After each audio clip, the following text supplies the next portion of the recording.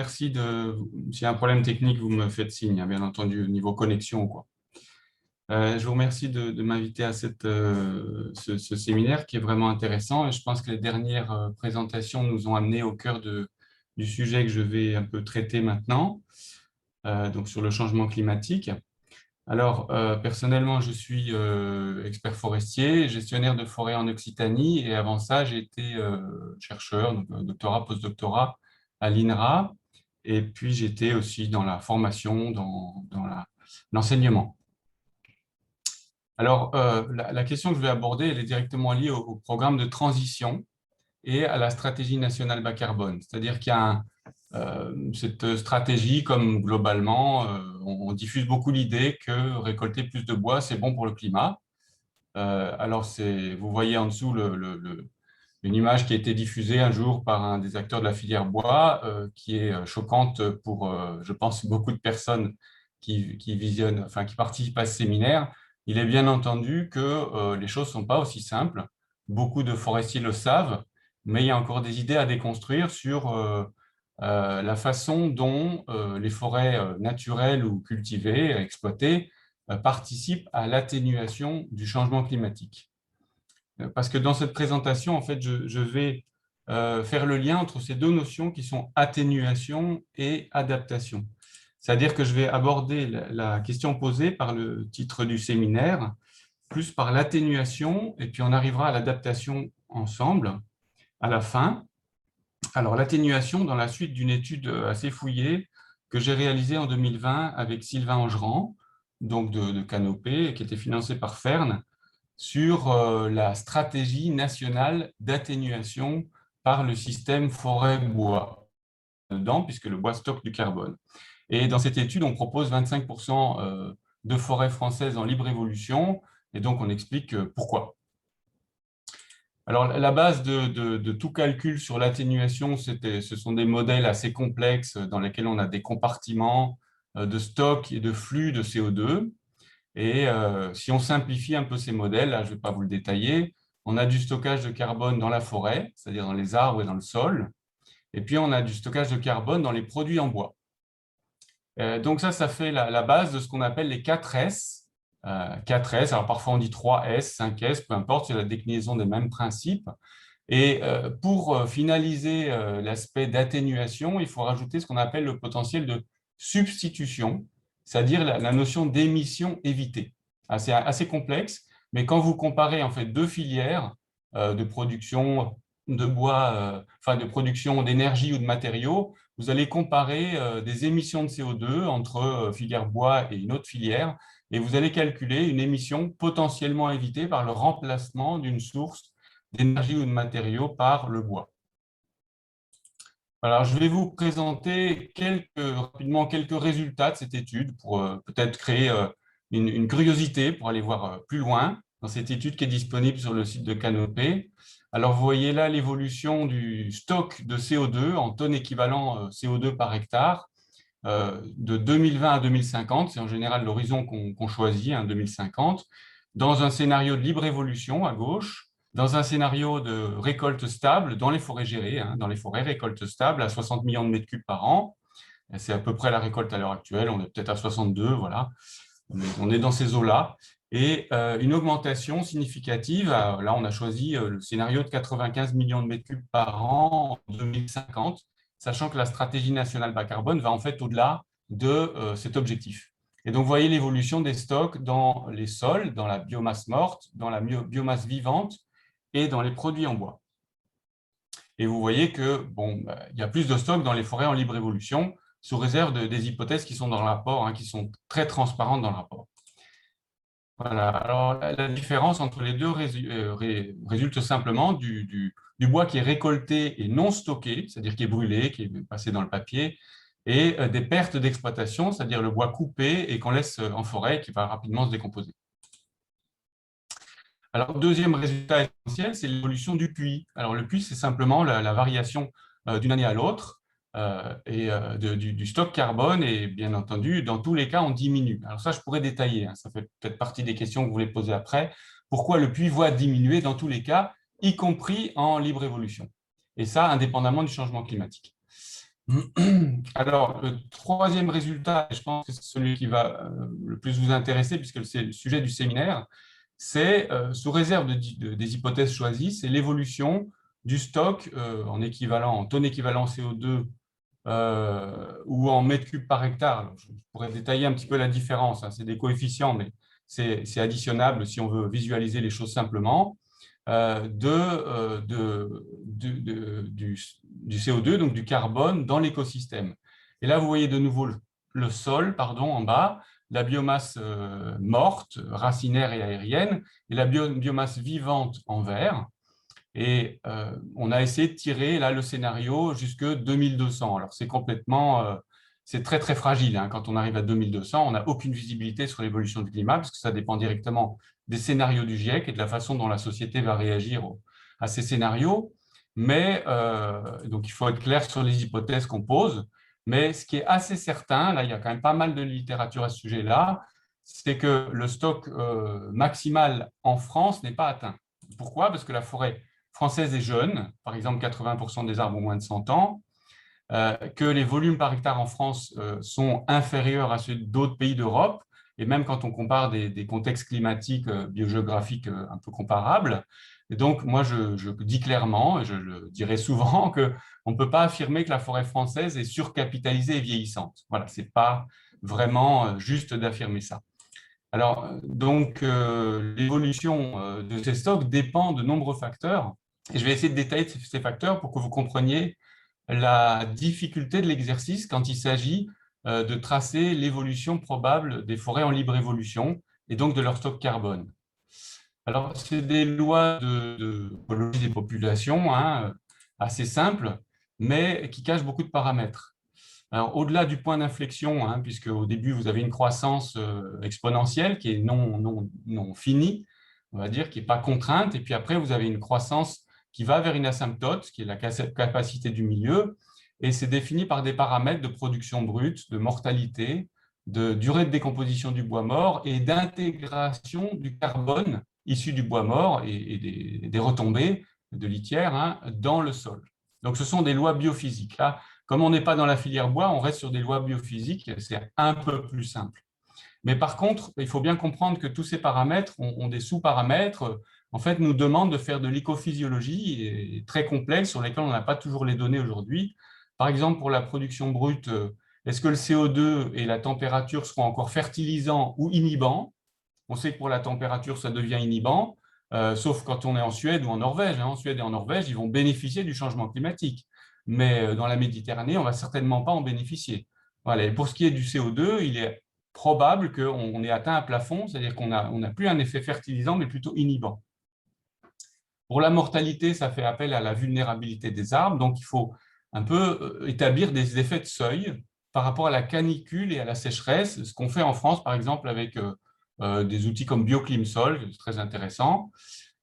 Et pour ce qui est de la durée de décomposition du bois mort, eh bien, ça dépend de l'essence, du diamètre du bois et du microclimat. Vous avez bien compris qu'entre un petit bois de hêtre ou un gros bois de chêne, bien, ça ne dure pas le même temps à se décomposer en forêt. Donc, le bénéfice d'atténuation de la libre évolution dépend de ces paramètres. Et si on veut l'établir, comme dans un label bas carbone, par exemple, relativement à un scénario alternatif qui serait de gérer, donc d'exploiter la forêt, il faut non seulement aborder ces paramètres-là, mais tous ceux aussi qui font partie du calcul du stock carbone et de la substitution dans les forêts gérées. Donc, c'est encore plus compliqué.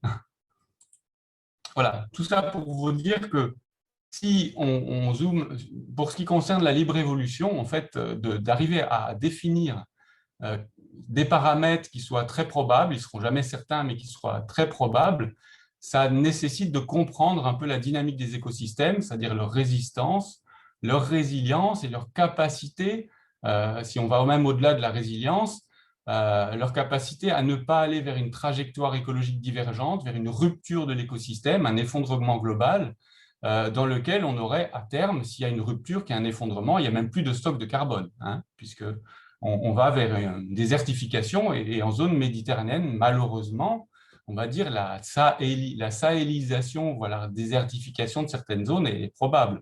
donc une rupture, donc plus de stock de carbone, ou en tout cas très faible. Excusez-moi, il reste 2 minutes sur le temps prévu de Oui, la présentation. eh ben, je suis Merci. sur les derniers transparents, c'est parfait. Parfait. Voilà. Donc, en fait, toutes ces questions, si vous voulez, d'évolution climatique et d'adaptation, puisqu'il faut bien comprendre que pour calculer le potentiel d'atténuation d'un écosystème en libre évolution, il faudra bien passer par les calculs qui permettent d'estimer l'atténuation. Donc, ces deux concepts sont tout à fait liés. Hein. On essaye de prévoir l'évolution des écosystèmes. Ça nous permet de voir s'ils seront adaptés au changement climatique et finalement de savoir si leur adaptation, donc leur stockage de carbone, va permettre d'atténuer le changement climatique. Et il y a donc un effet de feedback entre ces deux notions. Voilà. Et donc, ça fait appel, finalement, cette question d'effondrement possible de certains écosystèmes à la notion de risque. Et là, on élargit un petit peu la réflexion, c'est-à-dire quel est le risque pour nous? Eh bien, le risque d'effondrement d'un écosystème vient de la combinaison entre aléa, qui est le changement climatique, et vulnérabilité. Et au regard de la société humaine, le risque dépend de l'enjeu qu'on attribue à ce risque-là de dégradation ou en tout cas d'évolution des écosystèmes. Et ça fait appel à notre propre vulnérabilité, c'est-à-dire pourquoi on a peur de voir les écosystèmes forestiers se dégrader. C'est parce qu'on aime les forêts, mais aussi parce qu'on a besoin de bois. Voilà. Et donc, il y a un enjeu de fragilité aussi des systèmes humains. Voilà, je terminerai avec ça et je suis ouvert à toutes les questions sur cette présentation. Je vous remercie beaucoup. Merci beaucoup Gaëtan. Du coup, on va passer à la partie questions, donc avec Diane. Donc, n'hésitez pas dans le chat et puis à prendre la parole pour intervenir. Deux questions du coup qui sont ressorties sur le chat. Déjà, qu'est-ce qui explique que le puits de carbone va diminuer même dans le cas d'un scénario en libre évolution? Et la deuxième question, c'était d'où provenait l'information comme quoi 80% des arbres des forêts françaises ont moins de 100 ans, si c'est issu de données IGN ou autres. Voilà les deux questions qui sont ressorties pour l'instant. Oui, alors la plus simple, c'est effectivement l'âge des arbres. C'est des données IGN, IFN, qui sont assez simples. Hein. Donc, vous pouvez faire des extractions vous-même sur la base de données en ligne. Et puis après, vous pouvez faire des calculs à partir des données brutes. Donc ça, c'est pas compliqué.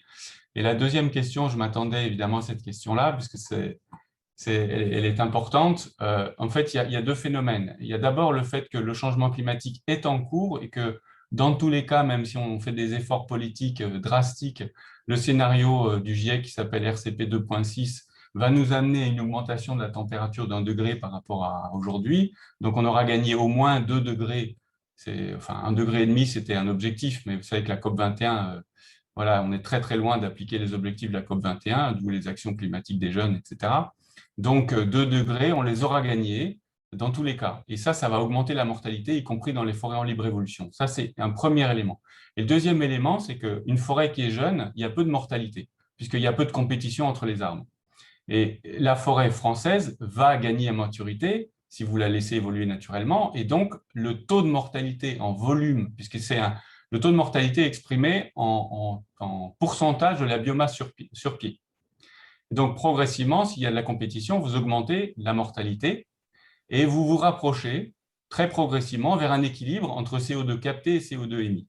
Une forêt en libre évolution complètement mature, le bilan, il est très légèrement positif, voire nul. Mais il faut imaginer que comme tout le carbone stocké se décompose à terme, on a un gros stock de carbone, mais on n'a plus de flux. Voilà, c'est la différence fondamentale entre stock et flux. Les forêts naturelles, il y a un gros stock, mais il y a peu de flux.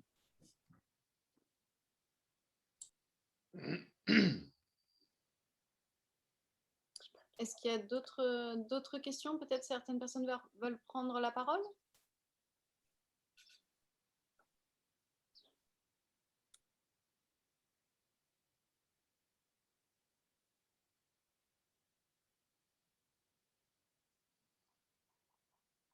Alors, pourquoi dites-vous qu'une forêt jeune a peu de mortalité car peu de compétition entre les arbres? Bon. Alors, en fait, moi, je le constate, y compris dans la gestion des forêts. Donc, j'ai été gestionnaire de forêts publiques et maintenant de forêts privées depuis 15 ans. Donc, il y a certaines forêts que je suis un petit peu. Alors, 15 ans, c'est rien pour une forêt, hein. Mais il y a des phases dans l'évolution d'un peuplement. Il y a des phases d'installation, des phases de compétition, des phases de maturité, de sénescence, d'effondrement, et puis on recommence dans la phase pionnière. Ça, c'est le cycle sylvogénétique. Donc, la phase d'installation, il y a une sélection un petit peu, mais la phase de croissance, on va dire, qui précède, qui va vers un stade de compétition, il y a peu de compétition entre les arbres. C'est-à-dire les arbres sont jeunes, sont adolescents, ils sont en pleine croissance, et donc il y a peu la compétition arrive, mais il y a peu de mortalité. Ça, c'est des lois de biologie végétale assez simples, hein. Alors, la question, c'est à quel moment la compétition arrive et donc, indirectement, à quel moment la mortalité arrive. Mais ça dépend directement de l'essence, de la station, du contexte biogéographique, climatique. Mais il y a bien un moment où il y a un point d'inflexion et avant ce point d'inflexion, c'est une croissance non limitée par la mortalité.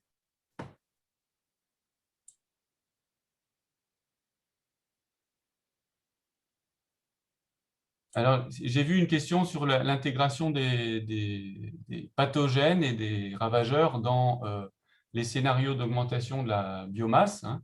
Alors, il y a deux façons de faire des scénarios. Le premier, c'est un scénario mécaniste, et on va dire que les calculs de l'INRA, donc le rapport Roux et al. 2017, est un peu plus mécaniste que le mien. Et une autre façon, c'est statistique. Donc, mécaniste, c'est on rentre dans l'écophysiologie et effectivement, on essaye de voir ce qui se passe dans la relation entre arbres, sol, climat et pathogènes et ravageurs. L'autre façon, elle est mécaniste et c'est de choisir délibérément des taux de mortalité en fonction de l'évolution climatique et en fonction des risques sanitaires des peuplements. Voilà. Donc, notre rapport se base sur des taux de mortalité qui intègrent ces risques-là.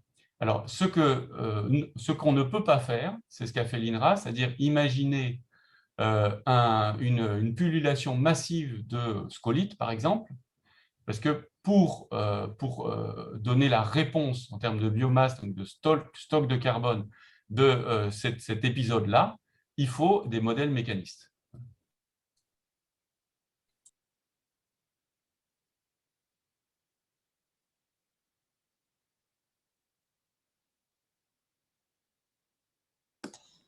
Est-ce que certaines personnes souhaitent prendre la parole? Laetitia, tu as des... Non, j'allais dire la même chose en fait, si quelqu'un souhaitait intervenir directement ou là je vois qu'il y a quelqu'un qui a posé une nouvelle question. Il y a Frédéric aussi qui a levé la main. Ah bah, vas-y Frédéric, et puis après on pourra prendre la question de Tom sur l'équilibre consommation-production. Oui, je voulais ajouter un point sur un effet assez pervers qu'on observe actuellement en frais de soigne. C'est que dans des peuplements de haies très purs qui ont 60 ans, on mesure actuellement un accroissement de 16 mètres cubes à l'hectare par an, ce qui est énorme. Et Gaëtan a parlé de l'effet de CO2 et de la température, mais chez nous, il y a aussi le composant ou l'effet de l'azote qui joue probablement aussi un rôle. Et voilà, est-ce qu'on est proche de l'effondrement ou est-ce que c'est vraiment un effet positif? Est-ce qu'il faut interpréter ça comme un effet négatif? Voilà, c'est une question ouverte. Oui, alors merci beaucoup pour cette question parce que moi je suis belge d'origine en fait, j'ai travaillé à la division naturelle et forêt, donc je suis très heureux, ma femme est flamande d'ailleurs. Voilà, donc la forêt de soigne je connais bien. Et bon, moi je pense que quand je parle d'effondrement, c'est bien un risque, mais on est très très loin de ce risque-là dans la plupart des écosystèmes forestiers en France, hein, et même en Belgique. Et le cas de la Belgique, il est particulier. La forêt de soigne, moi, ce qui m'impressionne toujours, c'est qu'en termes de précipitation, volume de précipitation annuel, c'est faible. C'est la même précipitation quasiment qu'à Marseille, hein. Et donc, c'est la répartition des précipitations qui fait la qualité de la forêt de soigne, d'autant plus qu'elle est installée sur des sols très sableux, donc très filtrants, avec une réserve utile assez faible, quoi. Enfin, j'exagère, mais ce n'est pas les meilleurs sols qui soient voilà, pour une forêt. Et donc, c'est fantastique qu'elle ait réussi à produire, à être aussi jolie à l'heure actuelle. Moi, je pense qu'elle est quand même loin de l'effondrement. Est-ce que quand vous avez des accroissements de 16 mètres cubes par hectare et par an, c'est effectivement très, très élevé pour du hêtre. Donc, c'est sans doute l'effet de la répartition des précipitations et de l'azote, puisque moi, je sais, pour avoir travaillé en Ardennes, qu'effectivement, l'effet fertilisant des apports atmosphériques d'azote en Belgique, il est énorme, quoi. Alors ça, c'est petit clin d'œil à la Flandre, c'est peut-être les élevages, voilà, vous le savez, hein. Mais bon, finalement, pour la forêt, pourquoi pas? On a 12 millions de cochons en Flandre. Voilà, c'est ça. J'osais pas le dire, mais il y a plus de cochons que de flamands. Du coup, je propose qu'on prenne une dernière question, donc celle qui avait été proposée par Tom Garret, et puis ensuite on pourra donc continuer de répondre dans le chat et puis se retrouver pour la suite donc sur la plateforme. Donc, du coup, la question était qu'en est-il de l'équilibre entre la consommation et la production de bois en France? Alors, je retrouve la question. Oui, c'est ça. Oui, alors ça porte une question qui porte plus sur les forêts gérées. Aujourd'hui, en fait, selon l'indicateur qu'on prend, si c'est en bois fortige ou en bois total, on est entre 50 et 60% de la production brute exploitée. Il y a une différence entre production brute et production nette. Bon, ça, on ne va pas détailler. Alors, ce qui est dit souvent quand on voit cette statistique, c'est bon, c'est quand même incroyable parce qu'on a une balance économique, en tout cas, de la filière bois qui est négative. Donc, pour améliorer cette balance et pour faire de la transition écologique, pourquoi est-ce qu'on ne récolte pas les 40 à 50% du volume produit et non exploité? En fait, la réalité, c'est que il y a à peu près 65% de la surface forestière française qui est aujourd'hui gérée. Voilà. Alors, ça ne veut pas dire que les 35% restants sont en libre évolution, mais ça veut dire qu'ils sont en attente de quelque chose. C'est des statistiques assez difficiles à établir, mais il y a à peine 50% de la forêt française qui est sous document de gestion, c'est-à-dire gestion active avec un suivi de la gestion. Et le reste, c'est des opérations ponctuelles.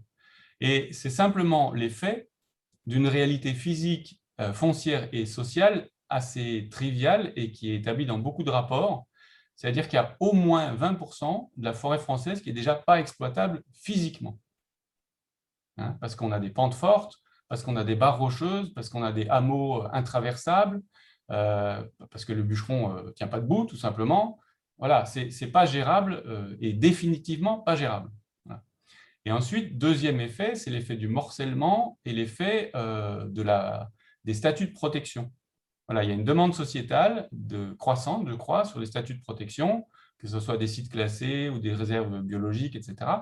Et donc, on peut estimer aujourd'hui, c'est une réflexion qui est faite dans notre rapport Canopée, qu'on a au moins 22% des forêts qui sont bloquées, définitivement pas gérables. Voilà. Si on rajoute à ça une volonté politique de faire de la libre évolution pour des questions de biodiversité, on est à au moins 25%. C'est comme ça qu'on établit les 25%. Par choix politique, nous, c'est ce qu'on propose, c'est que ça soit au moins dit clairement qu'il y a 25% qui ne seront pas gérés, dans lesquels il y a à peu près 20% qui sont ingérables. Donc, ce n'est pas un effort politique gigantesque. Et donc, dans le petit iota entre 25 et 35%, hein, puisque je dis qu'il y a 65% des forêts qui sont aujourd'hui gérées, sur lesquelles il y a des prélèvements plus ou moins réguliers, cette différence de 10%, c'est ce qu'on propose de mettre en gestion dans les 30 ans qui viennent, de manière à pouvoir mieux répartir les prélèvements. Parce qu'il faut bien comprendre que si on augmente les prélèvements aujourd'hui, hein, si on décide d'augmenter les prélèvements, ce qui va se produire, c'est que comme on n'arrive pas à augmenter les surfaces gérées depuis longtemps, on va encore mettre la pression de plus en plus forte sur les forêts qui sont déjà gérées. Il y a des phénomènes de report où on va décapitaliser les peuplements, où on va prélever plus de branches, ce qui peut avoir des effets assez forts sur la fertilité des sols, où on va prélever plus de bois mort, ce qui aura des effets sur la biodiversité. Voilà. Donc, il est probable que même pour rester à 60 millions de mètres cubes par an, on sera obligé d'augmenter la surface gérée en France. Bien. Eh bien, merci beaucoup Gaëtan donc, pour cette présentation et puis pour les réponses à toutes les questions.